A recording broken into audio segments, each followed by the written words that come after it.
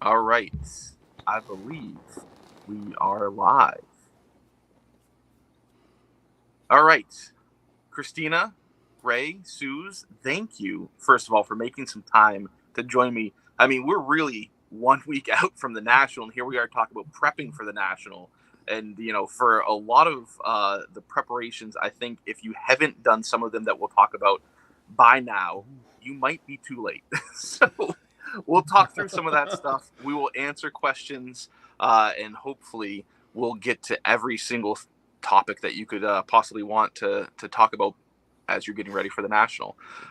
Before we jump into the stuff, let's address a couple elephants in the room. First of all, I'll put the focus on me for just 1 minute, and then we're going to get to the three of you. I'm not going to the National this year.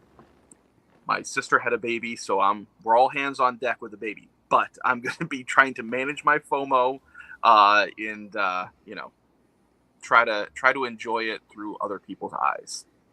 So I want to make sure people understood that. I'm asking for myself for the next time that Cleveland may or may not be one of the destinations. And then the other elephant, yeah. So the other elephant in the room that I think we should go through is some low-hanging fruit. I think we'd be remiss if we didn't go over a couple of topics that people need to, just kind of have on your checklist. Wear comfortable shoes, bring a phone charger, or stop by the CardLadder booth frequently to charge your phone. Maintain typical hygiene practices, and make sure that you have fun. I think that's one of the big tips that a lot of people don't talk about. So those were the big elephants in the room I want to make sure we get through. With that out of the way, I'm going to go ahead and do the tip ball question. Ray, first thoughts, what's one thing that you need to make sure you don't forget going to the National?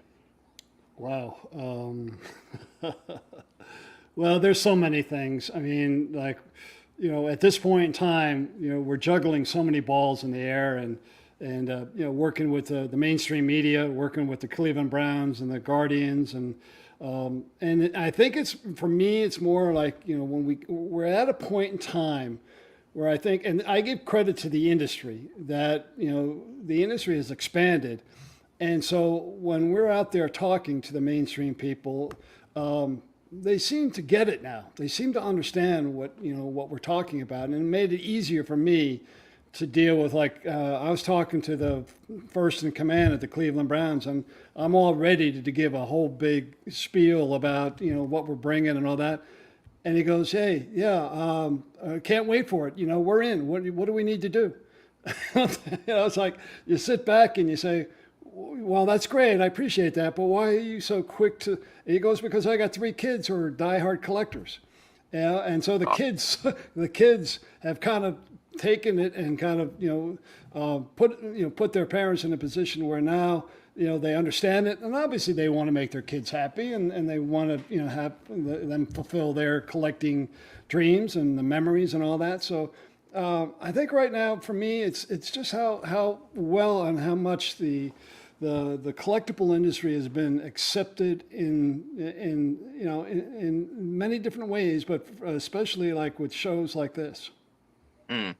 Wow, that's really encouraging to hear that you've got pro teams that are just like chomping at the bit to be involved. That's fantastic, and because of the kids that are associated with those teams, that's wow. I hadn't heard that before, but thanks for sharing that. Yeah, and the Cleveland Guardians are the same way. I mean, they've jumped on board now. I've worked with them back in 2018 when we were here, but again, they offer to come out, and right now we're giving general admission tickets away on the jumbotron for like 9 home games, and they're really behind it and all that. So yeah, it's for me it's really exciting because we can get so much more done and be more creative in terms of how we approach and create the mindset for the show. Cool. Kristina, what's one thing that we can make sure we should not forget for the National? I guess like the low hanging fruit is wear comfortable shoes. Like your feet are gonna kill you for standing and walking. Shout out George who reminded me of that today. He told me that should that should be my only answer if you were to ask me this question. So, um, so that's the only answer I've been briefed on. And those comfortable shoes should probably be Luka's, right? I really enjoy my Luka ones. I don't have Luka 3s yet, but I might be getting a pair. Actually, okay, this is gonna sound weird. I like Ons, ON. They're a Swiss company. Mm-hmm. Very comfortable. Like I've been rocking those a lot this summer. So I've been seeing a lot of people. I know last year at National, I saw a lot of people with those. They have different variations for those who are. But I tend to go with the Adidas Ultra Boost. That's a go-to. A lot of people wear Yeezys I've seen. But like, this is not time to be fashionable with your shoes. If they look good, that's a bonus, I guess. But yeah, comfort. Yeah, for sure. Sooz, what do you got for us? What can we make sure, or what should we make sure that we do not forget? You know, one thing about the shoes I'll say though is don't stop moving. I know it sounds silly, but if you're walking, like keep walking. Even if you're in a booth, like just walking a little bit back and forth, it's when you stop, that's when everything starts to hurt. So like honestly, just move as much as possible, because once you stop moving, then like the sort of your muscles and everything starts settling, and then that's when you feel like that soreness and that stiffness start like really getting in. So like if you're even if you're working in a booth, just walk as much as possible as you can, like back and forth, because when you stop, that's when everything starts hurting again. Yeah, Sooz, you know, I'll take off on that too, because what I always say is, you know, you need to be physically prepared. So you need to work out, you know, whether you're walking a mile, 2 miles, 5 miles, running, doing some aerobics, whatever it may be. But, you know how you walk the floors there. I mean, you don't walk straight, you walk sideways. And, so you're always moving. And so for me, I always tell people, make sure you're in shape, because you're going to be, at the end of the day, you're going to be pretty tired, exhausted. And if you really want to accomplish as much as you think you want to, make sure that's not the thing that's holding you back. Yeah. And imagine also having like a backpack on your back or whatever you're carrying your goods in. It's added weight. Yeah. For that. Here's a crazy idea for next year. I guess in Chicago, like sunrise yoga, because everybody can get stretched. Sunrise yoga in like a ballpark at one of the stadiums, so everybody can wake up and stretch before they go to the National. I like that. You won't see me there. I won't be awake, but yeah, the only way I see sunrise if I haven't gone to sleep yet. So like, you will not see me there. Ray, what I'm hearing is there's a new ticket tier that we need to add. You can add on the sunrise yoga to your I think Sooz just volunteered to lead that yoga class too, so you can mark her down as if it gets me out of the rest of the day, I'm in. Yeah, we added trade nights, and we should add something else like yoga. Sounds great. There'd be a lot of people who would like not go, but a lot of people who would be awake, but like Kristina, because they didn't go to sleep yet. It's true. So, speaking of VIP tickets, I was looking at the website today. I saw that the VIP and the Super VIP are sold out. You can still get early entry. The last I looked, that could have, by the time you're watching this, that might have changed. So I think the two options, Ray, keep me honest, are general admission and early entry. Yeah, and if you have any interest in getting that, I would do that immediately, because it's not surprising that the VIPs have sold. They sell out every year, but especially this year with everything going on, I would just, if you're going to get tickets, get them now, and don't hesitate. Yeah, and I think Justin last year was saying, extolling the virtues of, it seems like just getting a half an hour jump start on the crowds isn't that much, but it really makes a huge difference. I remember last year in Chicago, I was in there early, and I was at a booth that was near the main entrance. People were coming down the escalator, and the surge, it wasn't a wave, it was a surge of people coming in, tables filled up very quickly. So getting in there a little bit earlier, I can't say how important and how valuable that time really can be, even if you're just trying to get your bearings or meet up with people. That's huge. Yeah, for sure. So get on your tickets early. The other thing I was looking at today is hotels. There are not many that I was seeing online that have available rooms. I think I saw a Quality Inn that's near the center, but the rooms were about $500 a night right now. So surge pricing is in effect. I'm sure if you go a little bit further out, you can find a little bit more availability, but then you're dealing with rides. So if you don't have a hotel yet, or an Airbnb, or a car that's going to keep you cool, just sleeping on the side of the road, you might be close to missing that boat right now. Any other thoughts on accommodations? No, I think you check the Airbnbs and yeah, keep checking the website for openings. But that was one of the challenges that we had this year was the availability of hotels. I mean, obviously it's not like Chicago, but it's not that difficult in terms of getting there. It's just a question of maybe it's 5, 10, 15 miles away. But that's what we're dealt, and that's what we're dealing with. Now, one of the things I was thinking about, and I don't know what we all know about the food scene in Chicago, and there's stuff, again, there's hotel rooms that are right across the street.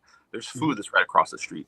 Now, at the IX Center, I'm assuming that there are some food vendors within the area.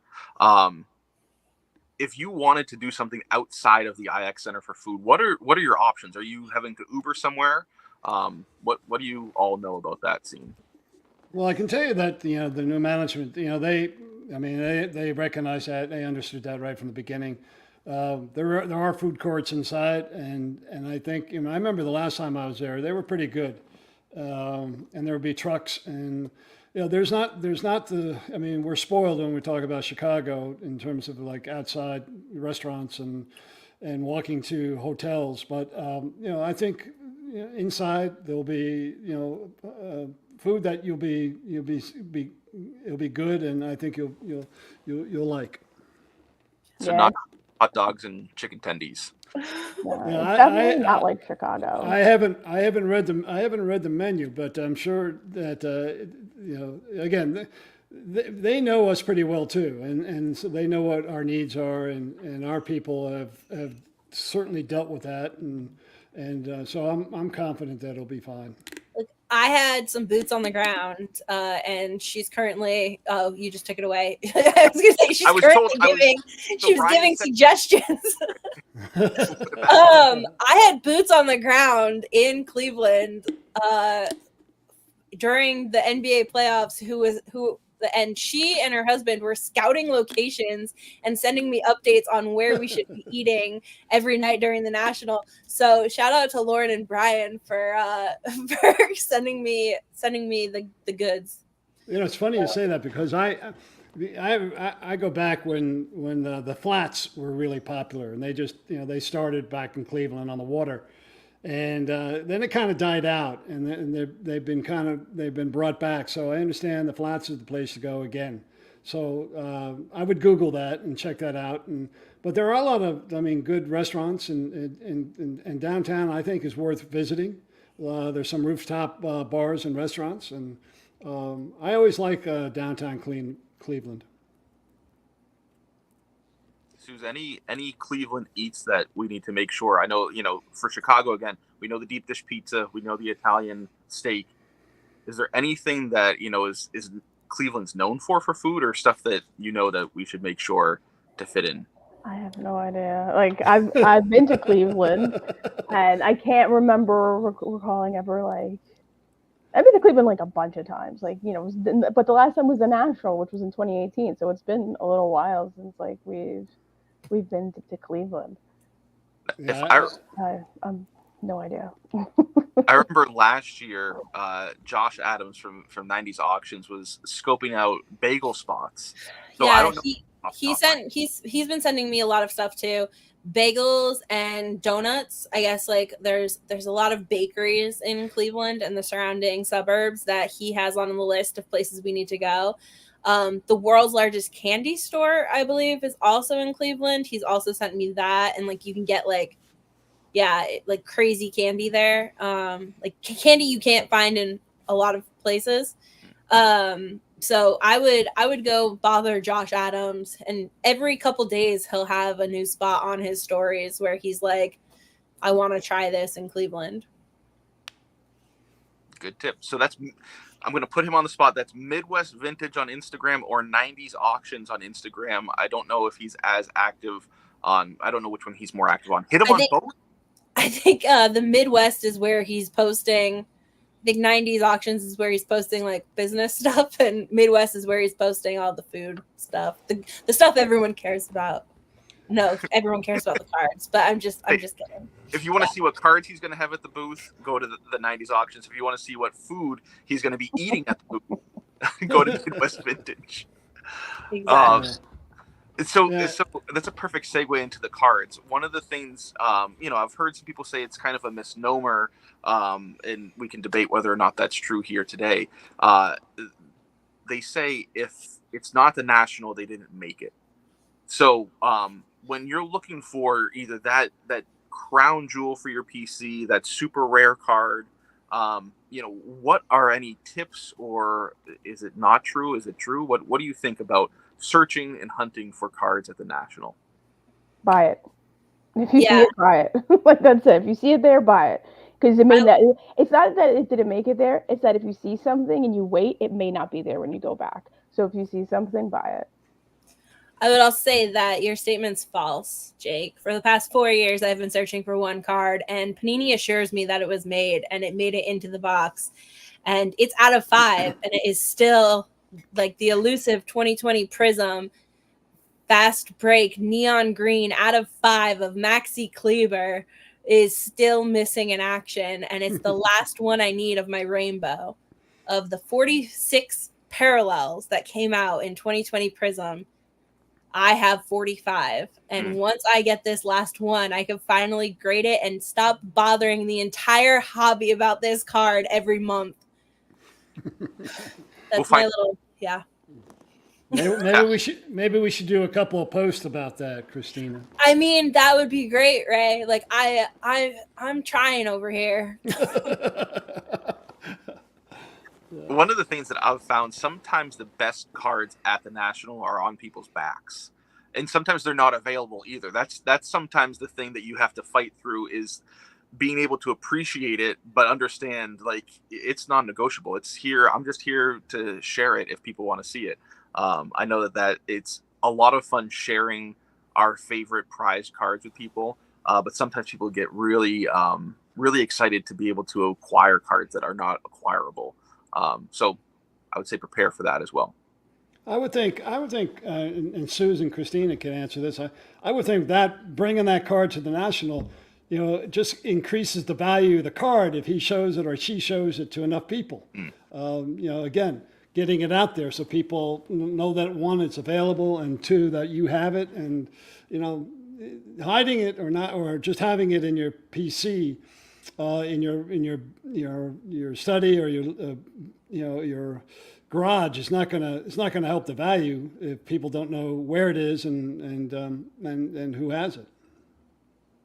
Yeah, I've seen some people even post, pictures on Instagram or whatever social media platform that they prefer of what they're bringing with them to the National, and not in like a salesy way, but just kind of like an FYI. And I know sometimes for people, it's easier to, make a deal before all the excitement and all the chaos of the National happens. And then it's just a matter of meeting up and exchanging the cards or whatever you're exchanging. I know for some people that tends to be an easier way to make deals. Speaking of deals, one of the things too that I hear sometimes is you're not going to find good prices or steal prices on cards at the National. So I want to hear from you all. What are your experiences with that? Do you think is that a true or a false statement, or is it somewhere in between? Sooz knows. I feel like it's in between, but it also very much depends on the state of the hobby at the time. Like every year is a little bit different from the next. 10 years ago, definitely finding deals.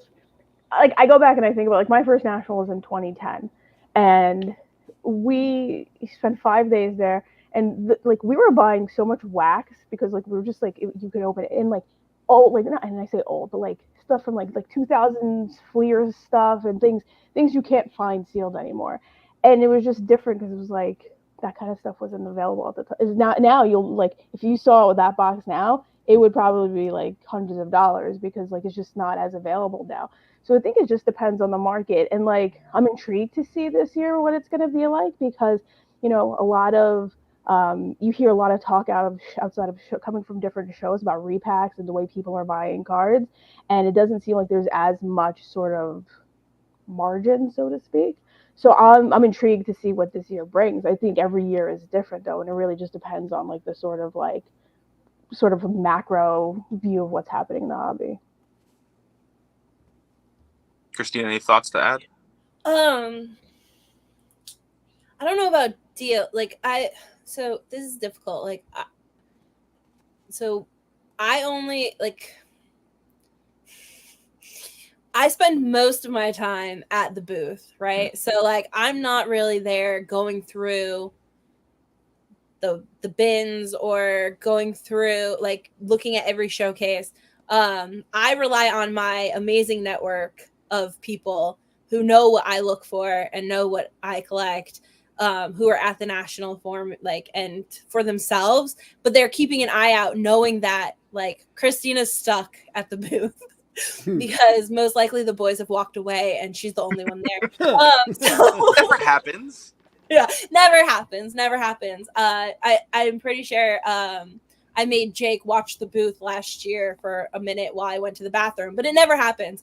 Like answer all the CardLadder questions. I'll be right back. So telling people like what you're looking for, like your friends, like obviously like I wouldn't make a big post if you're looking for a card that you think will be there, like isn't super rare, like you think will be there, just giving your friends a heads up, like this is what I'm looking for, so they can keep their eyes open, because you can't see every table, like the convention's too big, like it'd be pretty difficult to she already is, don't worry, Brian. Lauren has already signed up for multiple shifts at the CardLadder booth. She just doesn't know it yet. So I think like telling your network what you're looking for so they keep an eye out, that is helpful. And like, as well as like, if you see something that you think like someone would like, that they collect, like give them a heads up, and don't just take a picture of the card. Okay.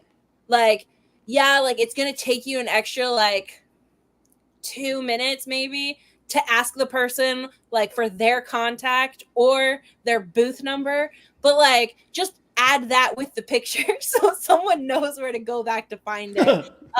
Because sometimes if you take a picture of the card and you send it to someone and then you walk away, like it's like gone, like it's in the sea of the national, and like it'll be very difficult. Like I think I was in row 1200, but it might have been 1700, like it. So just if you're going to scout for someone, like go that extra mile of, hey dealer, what booth number is this, or do you have an Instagram I can send to my friend? But yeah, the piece that I'll add to that, so last year there was a card that I saw at a booth, I think it was early in the day Wednesday, that I was kind of like, I tucked in the back of my mind, and I said, towards the end of the show, if I'll still get some funds or stuff to trade, we'll see if it's still here. And I took a picture, I had the booth number, I texted it to myself, and towards the end of the show I went back to that booth, the card was gone.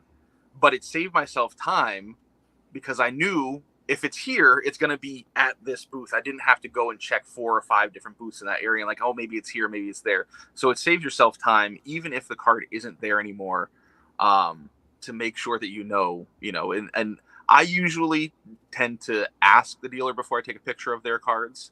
Hey, is it okay if I take a picture of this and send it to myself or send it to a buddy? Because again, like we're talking about with me not being there, last year, one of my friends wasn't there. I saw a card that he was interested in. Took a picture, he might say yes or no. I think, Kristina, your point about using your network to your advantage is so important, because, you know, my biggest card that I got at the National last year was the 97 game jersey of Penny. And I wouldn't have gotten that if Kyle hadn't texted me, hey, look what I see. And I texted him back quickly, hey, where are you? And I ran over there. If it wasn't for him, somebody else probably would have bought that card, you know, and it made my year. But I've definitely found deals at the National, you know, and I enjoy digging. You know, I enjoy digging in the dollar boxes and stuff like that. And you can find, you know, sometimes it's not necessarily like I found a $1, you know, box that had $100 card, but it's like I found a $1 box that had, you know, this obscure retail only insert that I haven't been able to find. You know, but the other thing that I've heard a lot of people have success with is developing relationships. You know, it seems like kind of ludicrous in 1 week you can really develop a good relationship with a dealer, you know, going back there, just having genuine conversations and interactions with them. And then sometimes that leads to you being able to land a PC card, you know, because sometimes not everything's out on the table, and they might have something behind the booth that you don't even know about. Yeah. Oh, 100%. Like, yeah. I would totally agree with that. And sometimes, I know like Josh Johnson has talked about this. Like, if you see like a dealer's cards that he has out, you could kind of like see what he usually transacts in or what he collects, and then you could kind of like make the jump or the leap and be like, hey, like what else do you have? Like, I know you have a Zion case or a case back there that has something else to replenish this when you start to sell. Because some dealers do that. Like, they'll have like Saturday cards or something, like, you know, like cards that they only put out, like not that they only put out, but like they'll be like, I think these will go first or sell, and like this is my secondary inventory, like that I kind of like wouldn't hate if I went home with kind of cards, like wouldn't be sad if I didn't get to sell them, like if they stay in the PC. So yeah, networking, talking to people, like introducing yourself. And my thing when I'm talking to people that I don't know in the hobby, like the easiest way to engage someone in a conversation is, what do you collect? Like, all of us will nerd out on what we collect for as long as you'll stand there and listen. Like, so if you want a meaningful conversation with someone, then that's a great opener. You know, and Kristina, one of the things that I've dealt with is the international collector too. And I was wondering, from your perspective, because we've seen it just grow leaps and bounds, whether it's from Asia or in Canada, Germany, but they seem to be coming in droves now. I mean, I coordinated a group from London last year of 75 people that came in together as a group. But I was thinking about, to me, when I talk to them, they all seem to be very quick buyers, you know, and they come in, and I think only because they know that they've got this one opportunity. But I wonder, does affect like the let's say the domestic collector's mindset when they're approaching a table? That's a good question. I don't know. I don't have enough. I didn't take a poll and have enough data to definitively tell you whether it does or not. It's an interesting perspective. I know that like some of my friends who are international collectors, when they come to the National, they are like, they know what they want and they know what they're going to pay. And like, if you get close to that number and they can strike that deal, they'll be like, I don't need to go see the next row. Like, I want this card.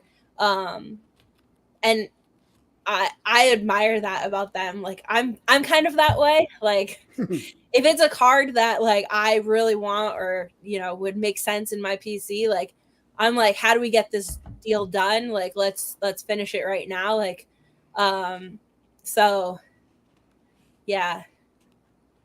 I don't know though. I do know that they pull the trigger quick. But it would be interesting to like talk to American collectors at the show and ask if this is being felt by them yet, or if this is just still in the early stages, like, and they don't actually have like that sense of urgency as of yet. Right. Yeah. I think it's also like everything. It's like, right, it's dependent. It's like it's always like a maybe, but like I collect Derek Jeter cards. Like that's my PC Jeter. And last year, a huge French collector who also collects Jeter cards flew in to, like, he came in, Arena Club brought him in, and like it was great to meet him because like we've interacted only on social media, and he definitely had a greater sense of urgency about buying cards of like Jeter than I did. Where like for me, I'm like, ho hum, I could just buy them whenever I need, like, kind of thing. Where for him, he doesn't have those opportunities of shows like the National to be able to add cards to his PC. So there is definitely like that sense of urgency that comes with being an international buyer. And you know, if I, and it goes back to my, like, if you see it, buy it, because there's going to be that card's going to get snatched up, because there's going to be people who will never see that card and maybe was hoping to see this card and will buy it because their opportunities are much more limited than ours. Yeah. Things move quick. I know there was I'm trying to think. I think it might have been 2021. There's a penny card that I missed out on by 15 minutes. By the time I went to the booth, I asked them, "Hey, you got any Penny Hardaway cards?" They said, "Oh, I did. I sold it." I asked what it was. I was like, "Oh my goodness, I've got to find it." I happened to find out where it went to, who bought it. They had already moved it. It moved twice within an hour. So things move very quickly. And by the time it moved the second time, it was in a forever PC. So if you're not quick, things can definitely move and then get locked up. Not to create any anxiety in anybody, because there's plenty of cards. If you miss one, don't worry. There's 15 others that are calling your name. So there's no shortage. Not necessarily true. So I'm going to push back on that. Okay. I collect one of ones, so that's not true at all, Jake. There's one, and if you miss it and it goes to a forever home, like, that's a black hole. You're never seeing that card again. Nice try, Jake. Yeah. Trying to create some, safety, but that's all right. That's all right. I don't believe in false safety. No false sense of security here. No. But yeah, it's an interesting a market in and of itself. And I think the other interesting thing that you'll see that's unlike any other is the trade nights at National. So I know, Kristina, you had shared that you and CardLadder, and are there any other people that you're partnering with for your trade night at National? Yes. Oh my gosh. Yes. So first of all, trade nights at the National, there are three official trade nights for National. Thursday night is hosted by Jimmy and Ryan. That's like the official trade night, Thursday night. Then we have Friday night, which is hosted by Women in the Hobby, Leighton Sports Cards, and CardLadder. And then we have Saturday night. I'm going to screw this up, Ray. Saturday night is hosted by, there's like four. Saturday night is hosted by Bleecker Trading, Mint Inc., Burbank Sports Cards, and one other person. I'm so sorry. You did good. I mean, I got most of them. Marino, I'm gonna get a text from Marino like 5 minutes after the show is over, and he's gonna be like, "How dare you?" Well, then one thing great about the trade nights is that they're from 6 to 11, and so they're extended this year. And so I'll be there from 6 in the morning till 12 at night, which is great. I'm looking forward to that. But no sunrise yoga for you this year. No. Okay. Not unless it's at Convention Center at 6 a.m. Yeah. Yeah, I'm gonna try to get a room downstairs in the convention center, but it was a brainstorm of the new management, and I think it has been well received. And I think, they're bringing in companies like CardLadder and the others. I think it is great because it adds an element where you can bring some not only expertise, entertainment, interaction.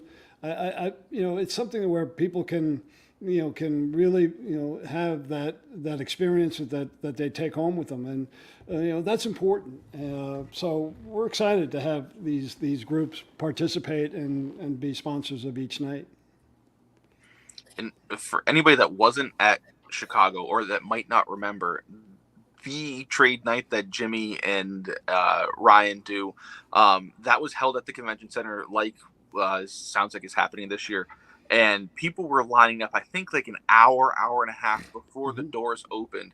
And by the time the doors opened, it was pretty much already at capacity. And there were people that were in the hallways outside making their own trade nights, essentially. There was so much demand for, trade night and whatnot. So it's really an incredible site. Yeah, and we'll have 40,000 square feet. It'll be on the lower level of the IX Center, but one thing the attendees must have, they show their national badge or admission wristband to get in for each night, and that's important to bring that with you. So.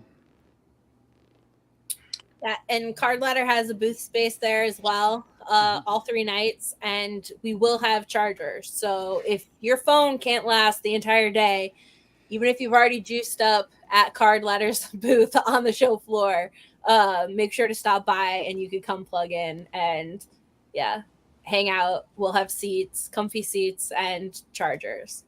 Yeah, we'll be there too, like CGC cards. We'll actually be there all 3 nights, even during the day when it's being used as the Luddick's VIP lounge. We have a booth down there, and so we'll be there. This will actually be my first trade night. I've actually never attended any of the trade nights. I am like the biggest loser when it comes to the National. I go to the National, I get dinner, and I go to bed. That's my National experience, is sleep. Well, as long as you get your Jeter card, you're happy. I get my Jeter, but it's like at home I don't sleep enough. I have a kid, and there's like something to me. I'm like, this is a break. I get to sleep. There's nobody waking me up at 6 a.m. Like, that's what I look forward to at the National. So this will be my first trade night. I'm very excited. Check it out. Well. Now, one question, getting back to a topic that we had before, but specifically thinking about trade night. Last year, I may or may not have seen people, selling slices of pizza inside the trade night because there's very limited, if any, food. Is it going to be kind of, you got to figure out your own food, and bring it in with you or eat before you go to the trade night? Or is there going to be any refreshments provided? Do we know? I don't know. Okay. Yeah, I think there'll be refreshments, but I don't think there's any significant food there. So make sure. I think so. So my understanding of the IX Center is there's a like cafeteria, like convenience places in the IX Center. So stop there and grab something before you head down to trade night, so that you have the energy. This is my recommendation, to continue trading until 11 p.m. and then you can go back and crash in your hotel. But yeah. Well, you did say you had those big lounge chairs in your booth, right? I don't have lounge chairs. I wish I had lounge chairs. I have couches though. Okay. I have, so you can, right, if you need to sleep on the CardLadder couch, I could bring a pillow and blanket for you, and we could put up a sign that says Ray's couch. Well, just rent it to me for like a half hour at least, anyway. You know what, right? We'll get one of those like tent things that you buy for kids, and we'll put it on there, and we'll just say, like, we'll put on the side like, shh, he's sleeping. You can have it for free for as long as you So you might need to have some noise canceling headphones because you guys are right by the main stage, aren't you? Well, yeah, I'm talking about trade night. So trade night, he can, like, we have comfy chairs, at the booth. But yes, I do have earplugs for our booth. So if you need to come sleep, you could come. We'll set it up for you. I appreciate that. I'll take you up on it too. All right.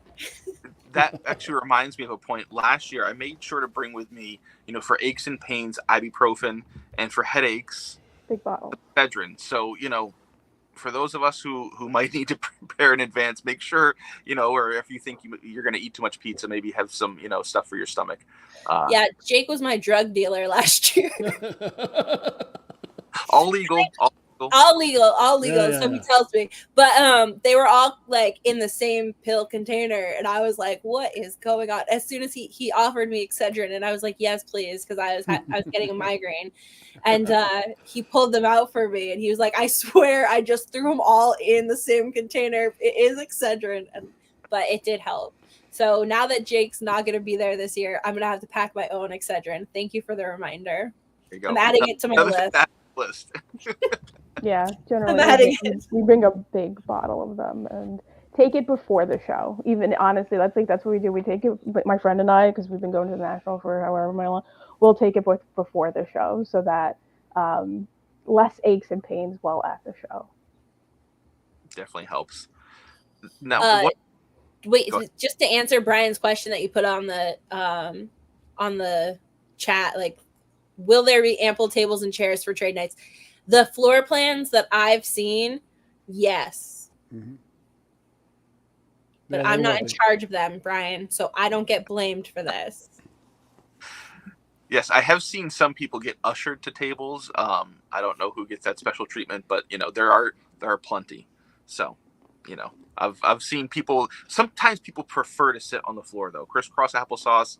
Nothing beats being like a 10-year-old sitting on the floor trading sports cards. So. Except when you try to get back up. Well, we don't need a thing. So one thing that I'm woefully lacking in every single year is seeing the plan of what's happening in the corporate booths. So one thing that I did make sure to get to, because Sooz, you gave me the heads up on, was the CSG, or now CGC, booth and display at the Atlantic City National with Jordan's final shoes. So I'd love to hear from the three of you, what do you know of that's going to be in the corporate section or any events that are happening in that corporate area? Well, I'm going to kick it off. So today we announced at CGC that we're going to do, it's called the Slab Master Challenge.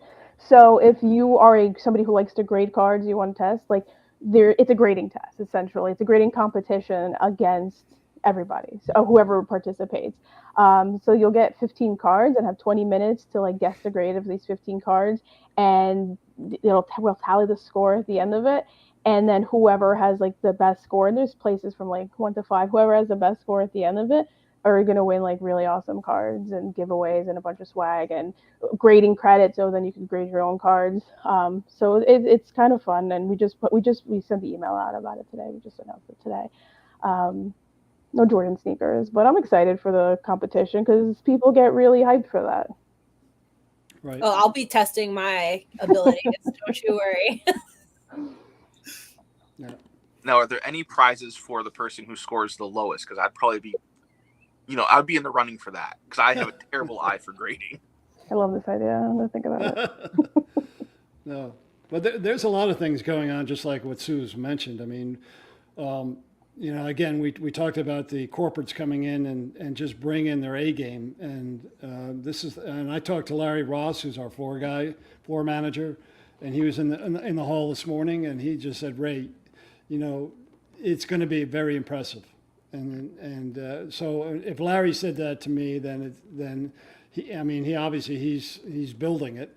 But one of the new things we have in the corporate is that the National is going to have a booth that we're really going to utilize for creating content. I think if anybody has experienced the Mint Collective in Las Vegas, Marino built a booth for creating content, video and audio, and we're going to have that in the corporate area too, where people can come in and utilize it. Maybe a radio station comes in, does a morning show for a couple hours. I know DJ Ski is coming in to make a major announcement. It's kind of like what I call a pop-up, where somebody can utilize it, whether it's a podcast, whether it's an interview. we have a great, we have a great screening for those of you who love artwork. We have Dick Perez going to do his exclusive screening of his documentary on Friday night, and we've got like 10 people that are involved with that, from actors and Dick and others who are going to do some, content in our, we call it the National Live booth and lounge. We call it the National Live Lounge, actually. And it's going to be exciting. So I want everybody to stop by and check out who we have in there at any particular time. That sounds really cool. I know I've seen some like individuals trying to do their own podcast at different events, especially the national. And if you don't have a designated space, the sound gets pretty garbled pretty quickly. So yeah, and you know what? And that's the thing. In today's world, and especially with the evolving industry, there's so much content out there now. And if you're going to have and make content, you want it to be quality content. So I think from our team, we recognize that and we wanted to give everyone the opportunity to at least come forward. So it's going to be diverse. It's going to be like I said, with special announcements, press releases. Jim Brown's wife is coming in. We're going to do some cool stuff with her. So it'll be a place to stop by and check out, because at any given time there could be somebody in there that is pretty exciting. Sounds very cool. I'm going to jump in. All right. I was like, go ahead. I'm going to let Kristina go, but it was like, one thing I find like really awesome is like, I'm an old lady, so I keep referencing like my first national, and like at my first national, Topps had a booth, and I'm going to put booth in air quotes, but like Topps had what looked like Lucy from Charlie Brown, where it's like a little like kiosk, where like that was their whole booth. That was their whole presence. They had this like little kiosk, two people sitting at the thing, just talking to customers, like talking to collectors. And it's just funny to think like, and that was the first time they had been there in years. They actually, Topps for like several years didn't even attend the national. And it's just fascinating to think like, they went from like a little tiny 10-foot nothing booth to what you see now in the corporate area at the national. And to me, like seeing that growth in that time, to me, it's just awesome. I love it. Mm-hmm. Sorry, Kristina. No, you're totally fine, because I have nothing. Like, I have no idea. Like, I was telling Jake and like I was telling you guys before, like, my list every day just seems to be getting longer, and every day I like knock everything off my list, and like tomorrow's list is going to be like twice as long. So, I've been having my head down for the past, like, it feels like forever, but it's been like, really like the past 2 weeks have been really like head down, just get your stuff done and get prepped for the national. And then, doing sales and all of my normal day-to-day job as well. It's been a little stressful over here. So I'm actually looking forward to getting to Cleveland, because once the booth is set up, I feel like I'll just be able to like breathe. So I don't know what anyone else is doing, but we have chargers, we have portable chargers, we will have candy, like to help you power the rest of your day. We'll have seats. And you can come yell at me about like your card's value not growing as fast as you think it should. Cause I'm always there to hear these complaints. And I love it, because I think your card should be worth whatever you think it is as well. So if only that's the way the world worked. Yeah. But so I'm not sure. I am always impressed by everyone at the national and what they do. So I'm looking forward to seeing what the manufacturers and the graders, everyone is going to do, as well as the third party like companies. So I'm just really excited. And my favorite part of the national isn't actually the corporate booths. It's actually talking to collectors and seeing the cards that they bring or the cards they picked up. So if you pick up anything or you want to show off something, like, I will ooh and ah with the best of them. So come see me and show me your art that is cards. Oh. Yeah. I think one of the things for me that's, for me, it's always I look at the same thing. I've been doing this for a long time, but yet every year I go back to the TriStar Autograph Pavilion. Mm. And I look at how they organize that. You're talking about now this year 150 athletes, and to be able to put those athletes through backroom signings, and the public and photo ops, and the fact that these guys talk to each other. Everything is about timing, and the agents are back there and all that. So it amazes me all the time. And we're very excited this year to have Cheryl Miller come in, Hall of Famer, and the 99 soccer team, the national soccer team, Mia Hamm. USWNT. Yeah, no, I think that's great, and I can't remember if there's like 6 or 7 of them coming in, but it's what it's all about. And for me, like every year, when you look at the makeup, the demographics of the attendees that come in. It's in my opinion that we're getting the families now. We're getting the mom, the dad, the daughter, the son, grandpa, grandma, and there's a lot of reasons for it. Pop culture is helping, Pokemon, international, all that. But I do think that the collecting is really, really taking off too, and making some inroads. So that part of it, I'm very excited about. Yeah, the family part to me is special too, because one of my favorite national experiences was when we were last time, I guess 2 years ago in Atlantic City. My husband's son came down, and my son got to go to his first national, and he was literally a little kid in a candy store, right? And he's this little kid running around, seeing the national like through his eyes for the first time. To me, was just like so awesome, because he's into cards. He's now 8, he was 6 at the time. He's into cards. He loves cards, and he just had such a great time that it was like also a great reminder. Like, even though like Kristina, we're working hard, and like people say, what do you, I'm like, I don't know what day of the week it is. I just know the national is coming and it's going to be here soon enough, because we're so busy. But like seeing it through his eyes and just experiencing that, like to me, that's special. And I know we see a little bit of that every year. Every year somebody's at the national for the first time. Somebody brings their kids with them for the first time. And it's really cool. Yeah. Yeah. Yeah, it's funny you mentioned like not knowing what day of the week it is. I think one of the things that I always forget, and Josh reminded me when I was watching the crossover this last week, communication at the national is something that is difficult, just because we're being pulled in so many different directions. And I'll tell my wife that I will make a point to call or text or communicate with her and the kids in the morning and sometime in the evening, but I don't know when that's going to be. But I know every single day last year, I got back to my hotel room and I pulled out my phone, and there were a slew of text messages that I just never had time to even look at. So for those of us sitting back at home, trying to maybe get in touch. Oh, I saw something on your story. I'm interested in this card. A smidge of patience and understanding that you might not hear from that person for a week, because that's how crazy.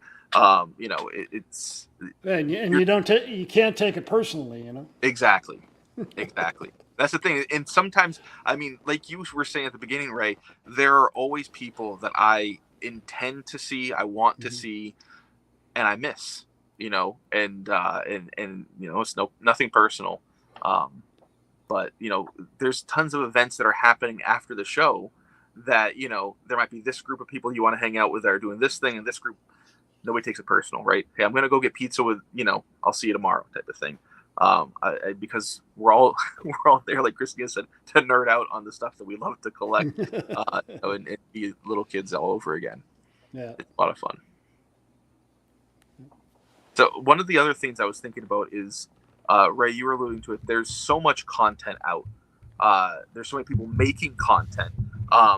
So for those of us, whether we're making content or we might be in content, whether it's inadvertent, I'd love to talk about some etiquette. Like, if you see content being made, are there any like do's or don'ts? Should you run in the back of a shot and yell "Hi, Mom" or something? What are some of your guys' thoughts on content at the national? Go ahead, Kristina. Well, Stiff Arm Wax, aka Nick, has broken a lot of my habits when it comes to content, my bad habits, due to the fact that I was that person who, like, when someone would be filming, I would act a fool in the background because I just thought it was funny. But like, he gets really mad because, like, you're ruining his shot, right? So so don't do that unless, like, you know, you're ready to have someone, you know, roast you for doing it. But in all seriousness, you know, having patience for people, like, this is, like, we're all here to nerd out, and, like, we're all here to really enjoy ourselves. We're all here for the cards and for each other. Give a little grace, and that goes both ways. Also, don't film people unless you ask them. Like, I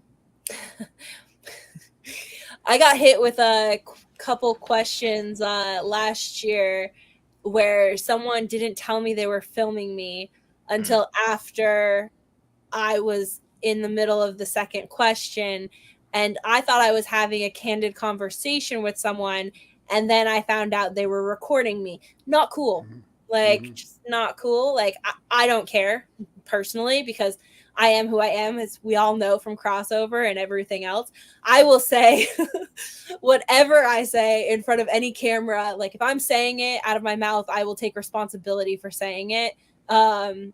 So I don't care, but that could get some people in a lot of trouble, and it's just not considerate. Like, it's not a considerate action. So I would say that, you know, asking, like Jake said, like, can I take a picture of your booth? Can I take a picture of this card? Can I film your cards? Like, these are considerations that we're allowing each other. Like, you know, just, I mean, be a decent human would be my advice in like, you see someone filming content or you are filming content.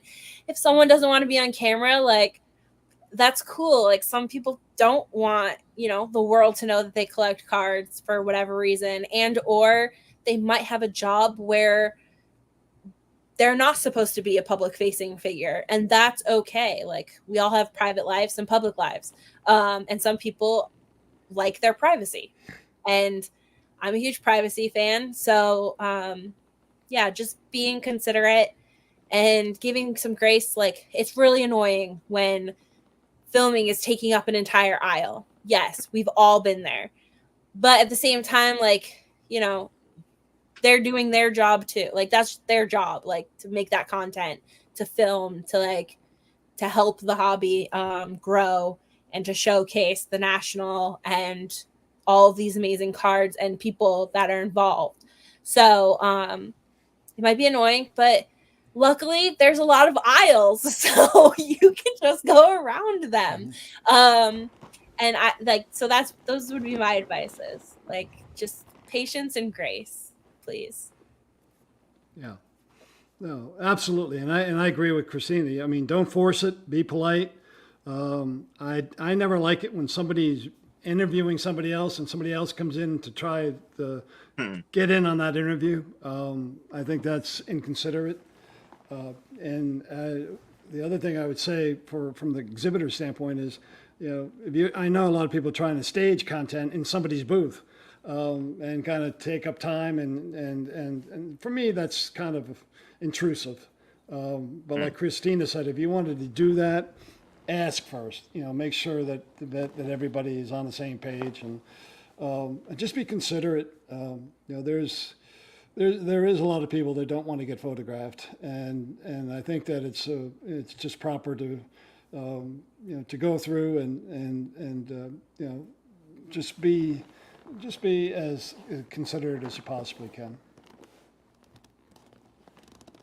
Sooz, anything you wanted to add other than the comment here that I see from Lauren? That, yeah, I was gonna say, can we do the shout out that Lauren wrote, because I completely 100% agree with her. I may or may not have been watching 1 or 5 of his videos from the National today. So Yeah. My biggest thing, Kristina touched on it. My biggest thing was ask for permission, of people to record them, record stuff at their booth, record anything. Because some people, like some dealers, don't want you recording what they have in their booth for maybe security or for whatever reason. So just ask permission. And if somebody says no, no is a perfectly acceptable answer, and just move on and get the next story. No is a complete sentence. All you have to say is no. That's so, and respect it. No means no. Yeah. And there's so much happening that, like, if one person says no, like, there's literally something happening probably right behind you. That'd be cool too. So yeah. Exactly. Right there with you. One of the things that I'm thinking about, this doesn't necessarily pertain to just content, but there's a lot of people that we see on social media that are going to be there. I remember last year was I was very happy to have finally been able to meet Jimmy in person. We've talked a bunch, talked about Kentucky basketball cards, but it happened to be at the trade night, right? And he's being pulled in a bajillion different directions. So again, exercising some patience, right? And it's just like, I understood that I could sit there and wait for Jimmy to finish 3 different conversations, and he swept away somewhere else. And so, like, these people that we want to meet that might be content creators that we see online, they're people like all of us are also. They have all these different demands, and understanding that, being patient, but also, like Ray said before, not taking things personal, and treating them with grace and kindness, I think goes a long way. If you want to meet somebody, you're really excited to kind of crystallize that relationship in person, that you've had over the screens for a while. There'll be time if you make efforts and be kind. Oh, for sure.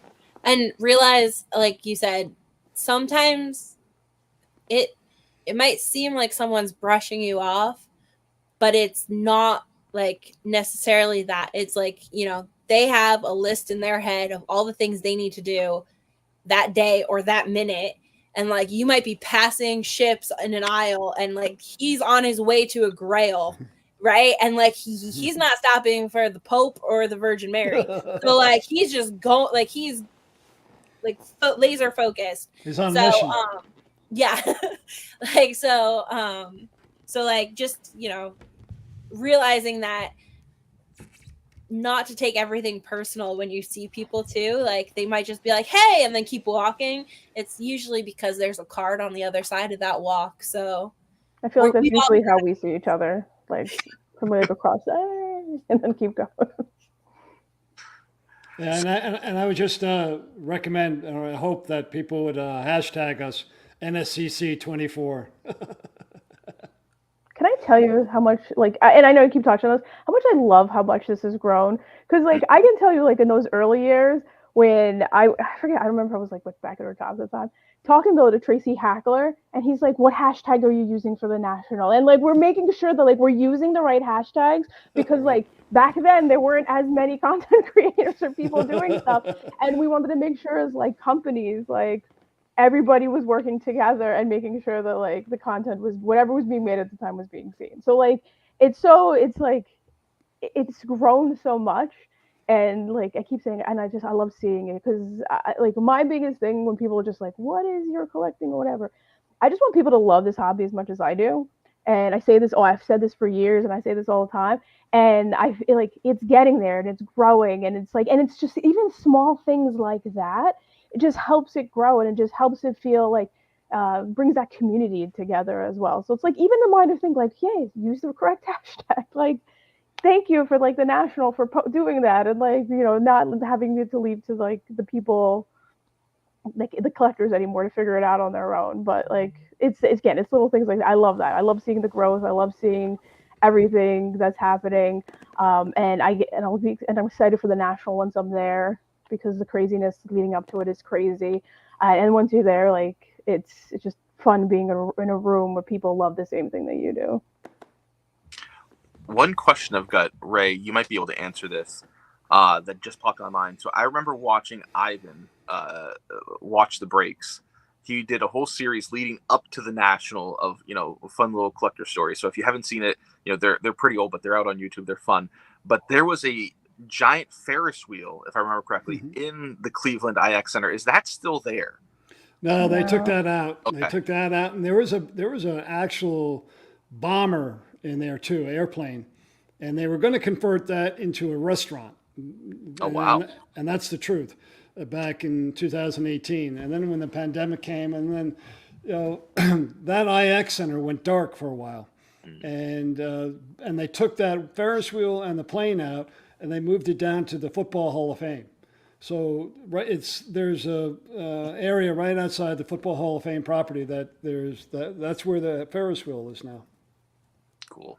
Yeah, I remember seeing him go on the Ferris wheel to get a better bird's eye view of the floor to figure out where he wanted to go because he was trying to find a certain booth. So, that's one of the things I know. A lot of times when I'm in the throes of the national, like it would be really nice to be able to get a bird's eye view because, sometimes I'll have the map, sometimes I don't, and trying to figure out where I'm going. It's like, my compass isn't working, my internal compass. So, that's. Maybe they'll have to reconstruct one in one of these venues.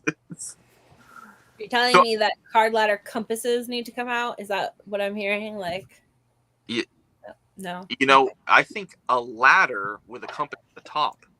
Well, I think a better situation would be CardLadder, something to do with let's say a video from a top, and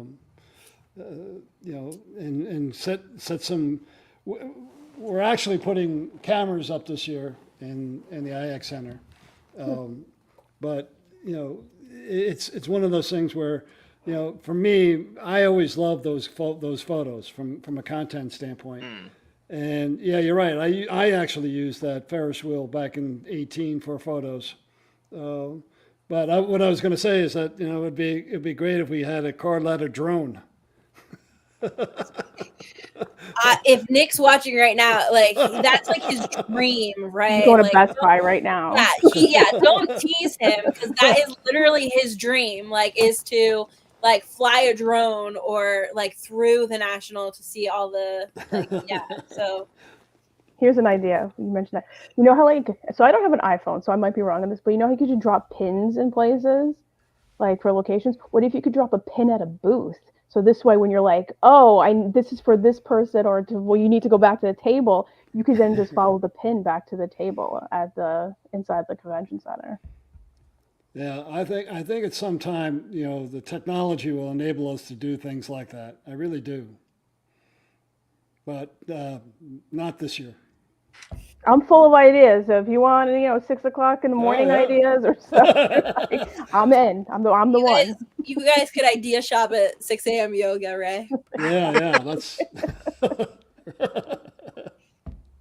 Well, I think we've answered all the questions I could possibly think of, but that doesn't mean that we've answered everything. So any other ideas, thoughts, stuff that I might have missed going through that you think we should make sure that we hit on? Sooz, I'll let you start if there's anything that you can think of that is important. What's funny is if you asked this question 5 minutes ago, I had an answer for you because in my head I was thinking about that and it's escaped my brain and I don't remember what it was I was going to say. Well, so we'll go to Kristina.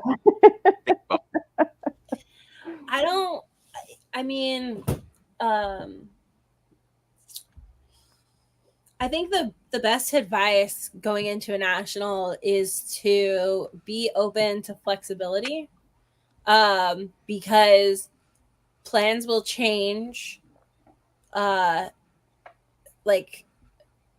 focus will shift, and sometimes your grail will show up on day one and then you are cashed out for the rest of the week and you're just there to have fun and talk to people. And that happened to a friend of mine last year, literally. And he just hung out and spoke to people about what they were picking up, and he had a great time. He goes to the national every year, and another card comes up later in the week and he's like, yeah, I'm out of money, so that's a cool card, but I picked up the card I always wanted, so I'll see that one in a year.